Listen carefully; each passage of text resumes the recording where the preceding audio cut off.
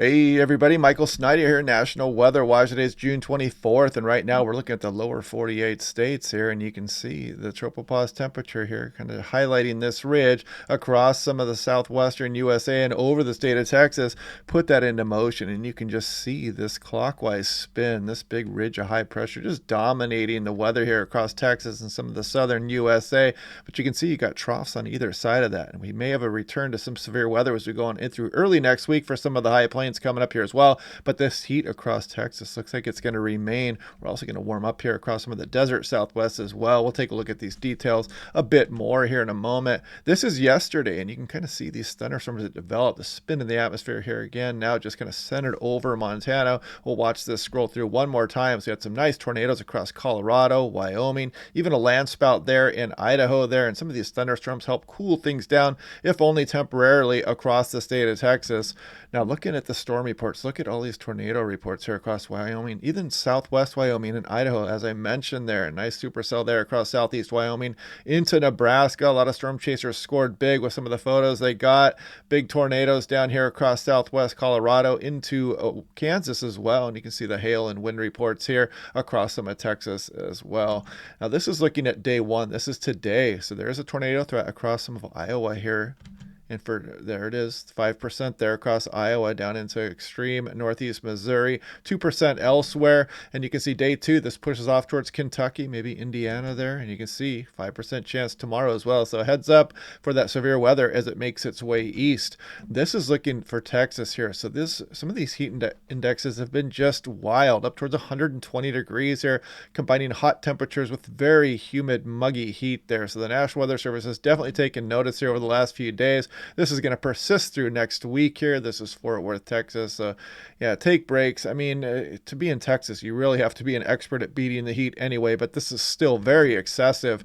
And this is down for Houston here. And you can see the excessive heat is just going to continue on in through the following week there. Heat indexes all the way up towards 115 degrees, maybe even higher for some areas. This is looking at the tropical outlook here. You can see Cindy and Brett. Neither one of these tropical storms are a threat to the mainland USA at this time. Brett is supposed to weaken and dissipate, and Cindy is headed out to sea here for now. Now, if you take a look here, you can kind of see where Cindy and Brett is. Brett just has a little bit of deep convection associated with it, so it is on the wane, and that's not going to be any impact to the USA. And neither will Cindy way out here. This is supposed to remain out over the open Atlantic Ocean here.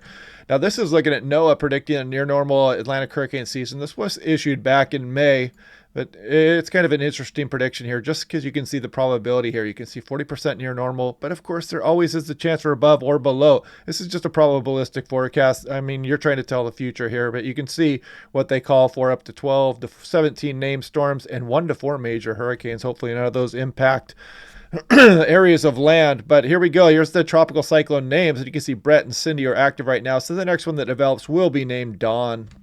Now here we go, southwest USA, big heat coming down there as well. And you know when it's across Arizona and they talk about the heat coming that you'd better take notice. You can see so the afternoon highs getting up towards 113. This is issued this morning. And again, this is for Phoenix, Arizona. Similar thing here, hot weather coming in here. June usually being the warmest time of the year for much of the desert southwest before the monsoon starts to come in. This is Grand Canyon heat. You can look at this Phantom Ranch, man. If you are out there, you might want to bring a water bottle here. I mean, check out some of these temperatures here as you get to the lower elevations of the Grand Canyon. This is looking at the excessive heat outlook, kind of experimental product, because all the way up through the Pacific Northwest, down across some of California, includes much of Texas here, and the desert Southwest, and all the way out towards Louisiana. Now here we're looking at 500 millibar height. So what is going on here? This ridge has just been dominating the weather here across Texas. This is what caused us severe weather yesterday here, moving across the North Plains and kicking off to the east, bringing that tornado threat across Iowa and eventually Kentucky on in through tomorrow. But this ridge just does not want to budge here, and it continues to persist. And we've got this troughing over the northwest here that continues to amplify this ridging across Texas. And this, again, as I mentioned, could bring some more severe weather chances across some of the Great Plains here, even up through the northern plains, even all the way into Canada here. But Colorado might get a repeat. Wyoming might get a repeat of what's been happening in the last few days as well, on in through next week. But you can see the persistent nature of this ridge across Texas. I mean, give them a break, would you? Now looking at apparent temperature here, this is what includes the heat index. And you can see as we go through the afternoon hours, now notice why the heat indexes are so much higher across Texas than versus like the desert Southwest, for example. That's because how dry the air is. So you can see this muggy, sticky air here is really adding to these heat indexes. You're not getting evaporative cooling off your skin there, so it feels much warmer. And then you can see a few thunderstorms rolling through here as you go through Saturday night. Temporary relief only. And then as we go on in through Sunday, you'll notice that heat really build all the way up towards the Red River here. And you can see the heat index is still pretty impressive out here across the Southwest, but still nothing in comparison to some areas across Texas, Louisiana, and Arkansas here. And as we go on in through Monday, again, the warm up, just the persistent nature of this excessive heat across Texas, and a few thunderstorms trying to fire up across west to provide a little bit of relief. But now watch this. So we're going to go to 2-meter temperature. This is not the heat index. And you can see much lower temperatures here across the area. And you can see them, they're higher across some of the Southwest desert areas here, but that's not taking into account that humidity in the atmosphere. As you see some of these temperatures approaching 110, 112 in western Texas here, but still those heat indexes not, or the heat index is not shown on this map. Now, why is that? So you look across the desert Southwest, and it is a desert. I mean, you've got really dry air out there. So you can imagine when you are that hot, you can at least have some evaporative cooling, but not so much here across Texas. That sticky Gulf of Mexico moist air just entrenched over the area here. Look at some of these dew points approaching 80 degrees along the Gulf Coast. They're just ridiculous, oppressive feel to the atmosphere with those heat indexes, and you can see just very dry across the desert Southwest. So at least you can cool off somewhat there. But and you continue on to the future, and you see not much relief coming here on the NAM3 cam through about 60 hours there. Sorry, I got a frog in my throat this morning.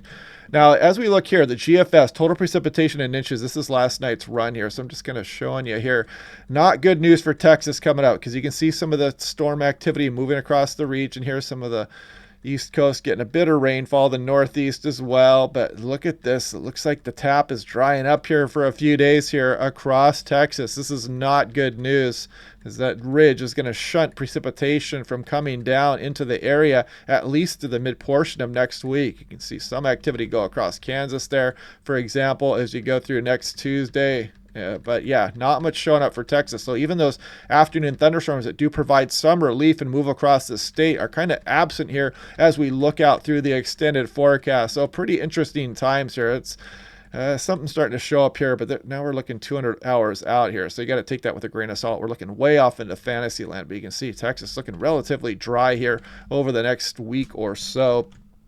But yeah, anyway, kind of a bleak picture down there across the state. Hopefully you guys are prepared for that heat, kind of prolonged heat at that. But yeah, maybe bringing some severe thunderstorms back to the plains here through early next week as well. Trough continues to spin across the Northeast, also suppressing some of the temperatures there. So that's good news for them as well. So anyway, yeah, trying to fine tune these national forecasts here. I may start to do them more often. And when California stays active, I'll do them. And I'll do my daily briefings here across Pacific Northwest as always. So I hope you guys are liking these videos. Let me know what more of you'd like to see, or what you want me to talk about in some more detail, or if you have any ideas, and I'll take those into account. And yeah, we'll do this again later, and I'll talk to you guys tomorrow.